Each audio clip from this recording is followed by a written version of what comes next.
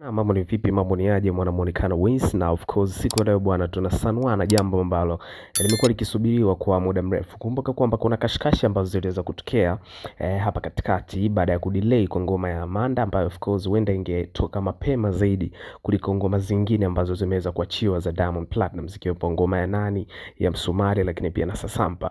Sasa siku ya leo bwana charts za YouTube zinaonyesha kwamba ngoma ya Amanda imesha be released na right now inashika namba 10, na ngoma ya kwanza ambayo inaongoza ni ngoma ya Diamond Platnumz ambayo inaitwa Nani, na ngoma ya pili ni Shusha Bunduki ya Roma, na ngoma ya tatu ni ngoma ya Diamond Platnumz ambayo inaenda kwa jina la Sasampa. Sasa hii inaonekana dhahiri shahiri kwamba kuna namna ambavyo kwa siku hii tu ambayo imeweza kuachiwa ngoma hii huenda ikafika na kushika namba 1, na haya ndo maajabu ambayo Diamond Platnumz amekuwa akiyawish sana kuendelea kuyaona kwa mpenzi wake ama inaitwa Zuchu. Sasa usiache kukaa mbali na sisi, tutakusanua kuhusiana na jambo zito ambalo limeweza kujificha behind the scene, ambalo watu wengi bwana wamekuwa kiuona ugomvi ambao unazidi kuendelea kati ya mamake na Diamond Platnumz na Zuchu, lakini kwa hivi sasa ni kama limezimwa. Ni kitu gani kimesababisha jambo hili kukaa kimya?